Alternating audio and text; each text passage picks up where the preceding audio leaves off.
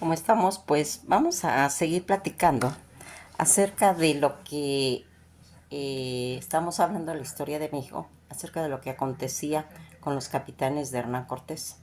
Ahora vamos a platicar un poquito de Pedro de Alvarado. Pedro de Alvarado, en el cual Bernal Díaz del Castillo, eh, que en plasma todo lo relacionado con la conquista, ¿sí? Este libro que se llama La verdadera historia de la conquista de la Nueva España y que está basado en la obra de Bernal Díaz del Castillo, no es un hilván desteñido de noticias ordenadas cronológicamente, sino más bien una obra de arte de altísimo valor humano, de fuentes y cristianismo, valor social. Casi es un trozo de la vida con un amplio carácter homérico, mm, porque no está construida para destacar nuestra multitud de conquistadores. No, no es la finalidad de conquistadores individualmente, sino todo es una ingeniería social de lo que estaba ocurriendo en la conquista de México. Aquí vamos viendo poco a poco cómo se van haciendo las figuras de héroes, porque no es la finalidad como lo mencionamos, sino va a mostrarnos esa multitud de los conquistadores tratando individualmente cada uno de sus propias, pues haciendo mención a su fisonomía, sus cualidades y sus defectos, los actos de valor que en ellos fueron interviniendo y ese desfallecimiento momentáneo de desaliento que llegaron a sentir o miedo al enfrentarse a toda esta situación. Y esto es dentro de ese ambiente que se movió en aquellas gestas y que nos parece pues legendarias en un mundo exterior nuevo, pues antes nunca visto. Y en el momento mismo en el que van a chocar dos civilizaciones, dos conceptos de vida del mundo, pues de dos mundos distintos. Eso está plasmando la historia de la verdadera conquista de la Nueva España de Bernal Díaz del Castillo. Ahora hemos estado mencionando pues personajes como les menciono. Ahora vamos a hablar de Pedro de Alvarado y Contreras. Va a tener algo muy especial, fíjense. Especial en los ambientes de ir viendo. Él va a nacer en Badajoz, Extremadura del Reino de Castilla. En 1485, Guadalajara, Reino de Nueva Galicia y Virreinato de la Nueva España. El 4 de julio de 1541, pues va a morir. Adelantado, acuérdense que ya quedamos que es un título, adelantado gobernador y capitán general del Reino de Guatemala y caballero de la Orden de Santiago. Fue ese conquistador español que participó en la conquista de Cuba, en la exploración con el que venía con él, que era pues Juan de Grijalva, de toda esa porción que habíamos comentado del Golfo de México y de las costas, pues que estaba relacionado con las costas de Yucatán. Esto que estamos mencionando aquí, que es muy importante, ¿sí? Es muy importante que vayamos distinguiendo por qué lugares fueron. Pues cuando llegan a las costas de Yucatán y en la conquista de México, en la Gran Tenochtitlan, dirigida por el capitán Hernán Cortés, así como pues la conquista de esa área maya que había intervenido y en gran parte de América Central, lo que pertenecía, pues lo que era Guatemala en sí, Honduras y El Salvador. Este, pudiendo pues haberlo sido pues también en cierta parte un tramo de Perú. Ahí también intervenía. Si no fuera por su renuncia a favor del adelantado Diego de Almagor, fue conocido como el sobrenombre de Tonatiuh. Así se le conoció a este Pedro de Alvarado, que significa el sol en lengua náhuatl.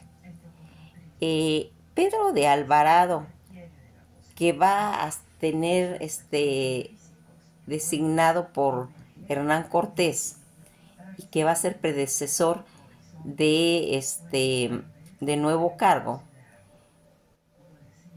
En la época que estaban ellos, pues el monarca era Carlos I de España. Lo va a su sucesor, va a ser después Gonzalo de Alvarado. Todos estos datos que aquí vamos dando este margen para ir conociendo pues realmente el origen que va a caracterizar a este hombre, que va a nacer en Badajoz, Extremadura, en 1485, proveniente pues de una familia perteneciente a antigua nobleza, lo que les llamaban hidalgos, nobleza de armas castellanas, siendo hijo de Gómez de Alvarado y de Mesís de Sandoval, que era su mamá, general de la frontera con Portugal, maestresala del rey Enrique IV y alcalde de Mantaches, caballero, 13 de la Orden de Santiago y comendador de Lobón, Puebla, Montijo y Coviana. Comentan que de su esposa Leonor de Contreras y Carvajal, hija a su vez de Gonzalo de Contreras y Carvajal, de su esposa Isabel de Trejo y Ulloa, hija de el séptimo señor de Gramaldo y de Manchura.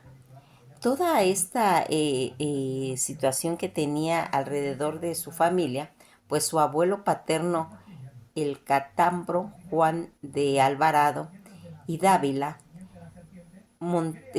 Bracamonte, alcaide de la Alburqués y caballero comendador de Humachón en la Orden de Santiago, era también a su vez hijo de García Sánchez de Alvarado o del Varado, señor de la Casa Fuente de Varado, por eso es Alvarado, y Secundura, eh, eh, en una forma de que esta persona era también corregidor de Córdoba en los tiempos de Juan II de Castilla.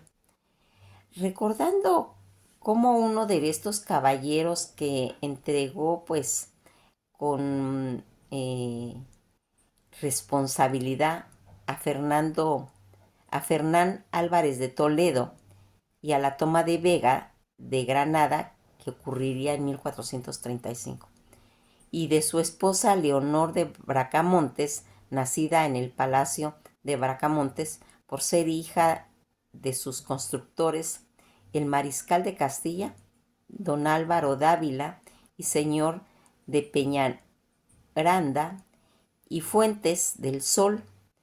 Fíjense en que aquí, si se dan cuenta cómo se va haciendo todos estos apellidos, eh, esa estirpe, por lo cual les comentaba yo de que se les mencionaba como hidalgos. Así era. Algunos de sus hermanos tuvieron también un rol igualmente preponderante en la conquista.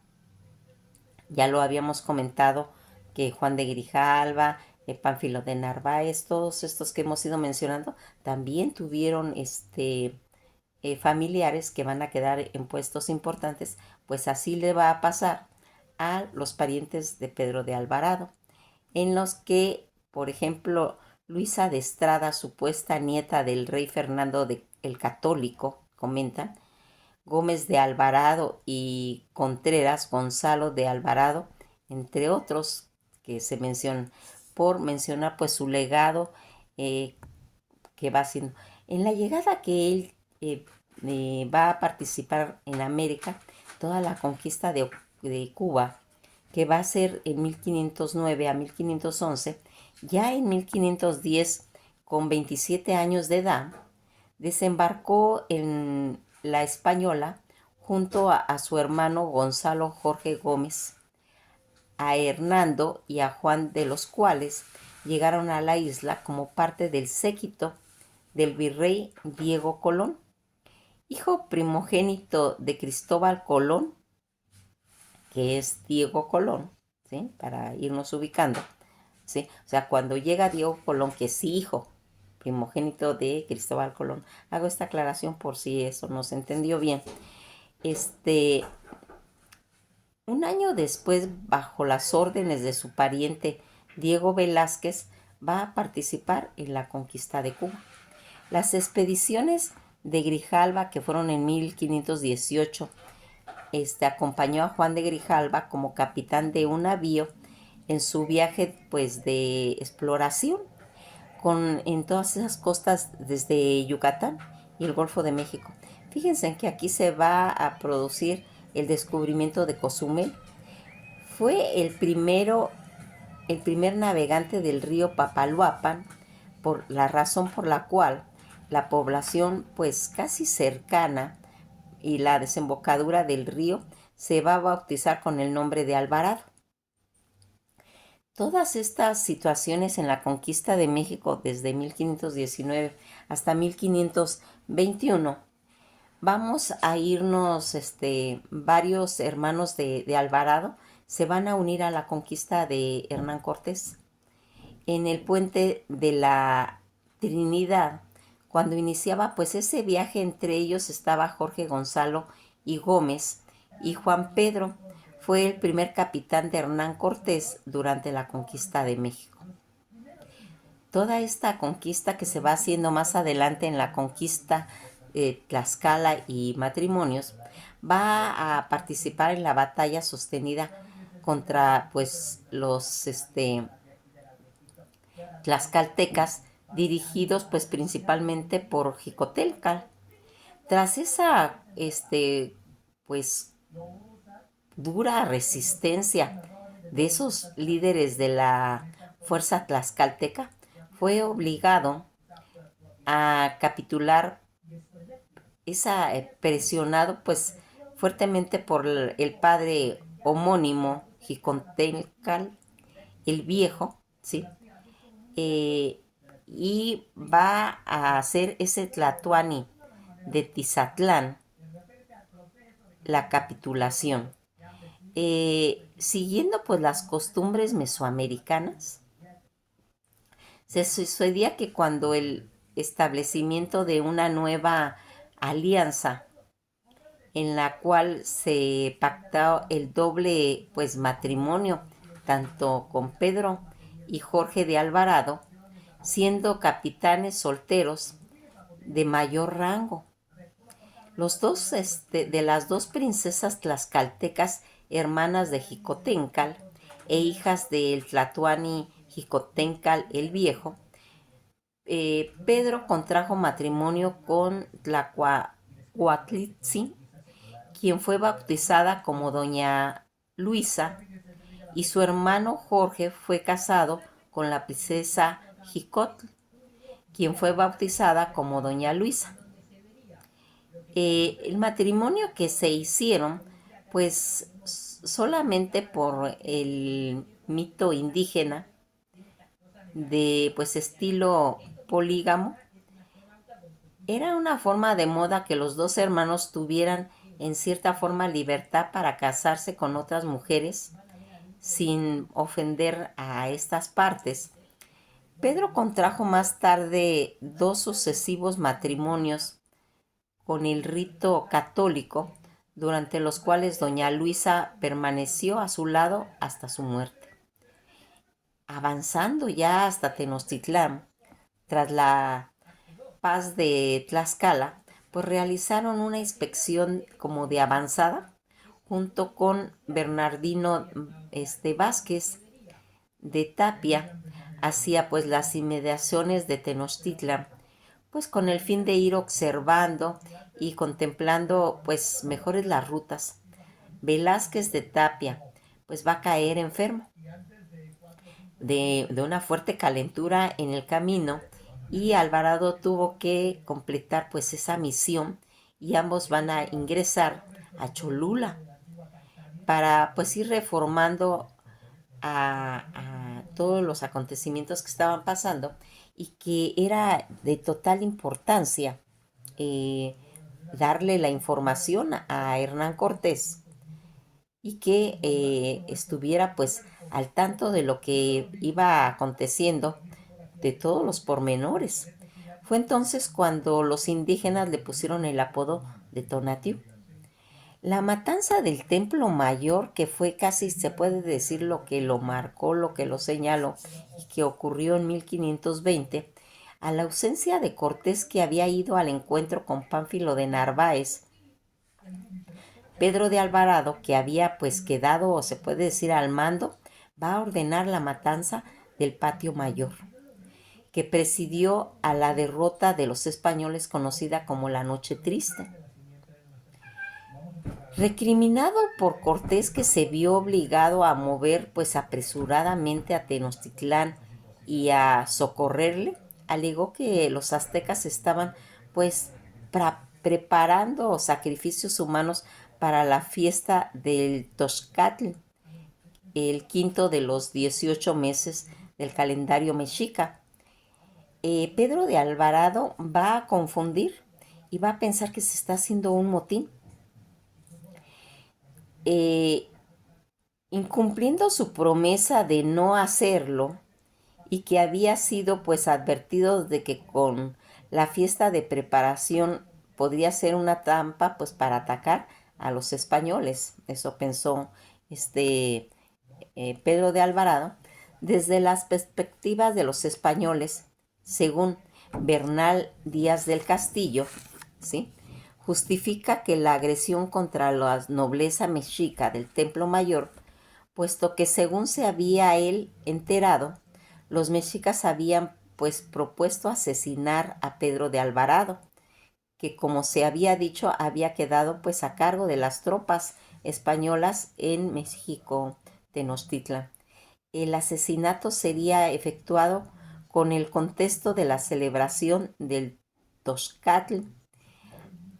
A ello había que añadir el disgusto de por los españoles por la celebración de ese rito considerado pues como pagano, y pues pagano para ellos, que implicaba pues la remoración de la esfinge de la Virgen María y la cruz, y que los españoles habían colocado en el templo de Huitzilopochtli, y con el propósito de la celebración indígena.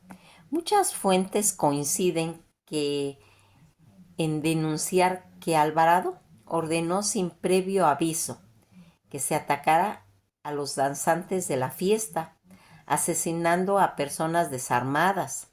Los testimonios aztecas recogidos por Fray Bernardino de Sahagún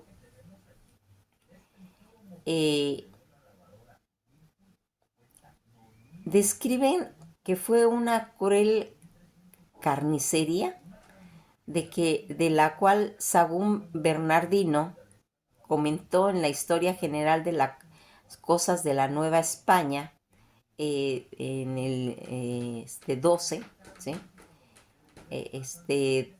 Debe ser el capítulo que mencionamos. Ahí está plasmado eso de Bernardo de Sahagún, donde comenta esta situación. En México, pp 32 y 33, o sea, los párrafos, está hecho que dice que provocó una fuerte reacción por parte de los ciudadanos indígenas, que temerosos de mayores barbaridades y con el conflicto desembocó pues en plena batalla, pues una batalla campal con considerables pérdidas tanto de tropas castellanas como pues indígenas. El salto de Alvarado durante la huida de Tenochtitlan se le atribuye que había salvado la vida pese a estar pues rodeado de enemigos, saltando de un canal apoyado en una lanza hincada en el barro. El gesto ha tomado pues su nombre, Salto de Alvarado. También era pues el nombre de una céntrica calle de la Ciudad de México que lo vemos en Tlatelolco. Hay un puente que se llama Puente de Alvarado, ¿sí?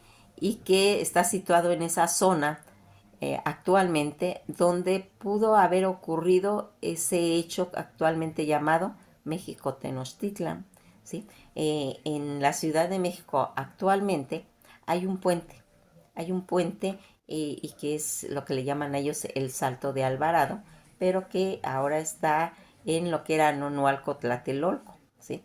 En esa porción.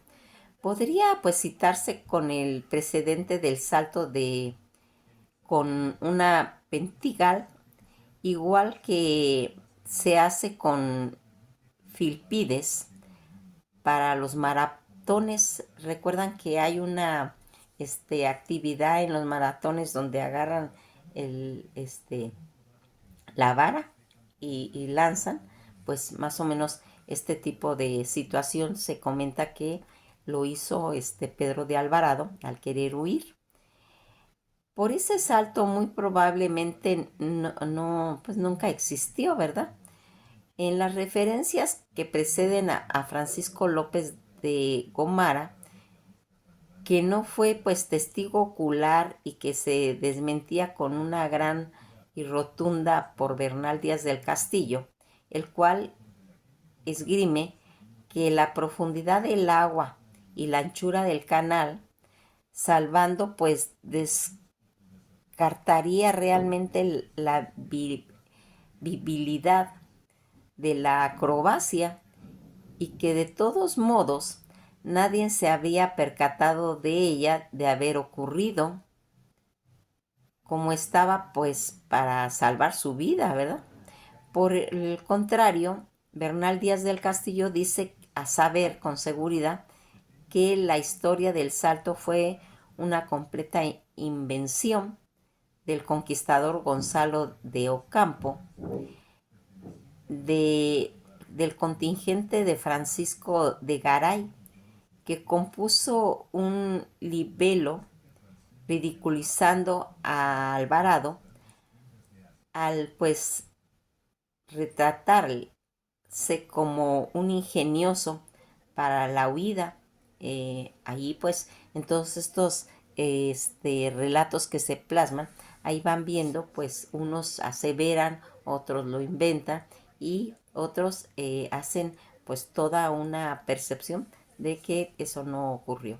Sin embargo, el hecho pudo haberse tomado forma y atribuirse a Pedro, con en tal ocasión pretendiendo como un peculiar particularidad propia de él o de alguno de sus hermanos, conocida por los demás de la tropa, a que debieron de haberse visto practicada sus destrezas y jugando a ello, al ser todo una, pues miembros de familia procedentes de la Cantabria oriental, donde hasta hoy se practica el denominado salto posiego, eh, anteriormente más común y usado en tanto por hombres como por mujeres, donde muy jóvenes debieron pues aprenderla y se comenta que tal vez Alvarado, que venía de familia de Extremadura y visitando pues familiares en Cantabria, pues se enteraría de todo eso o tal vez lo aprendió.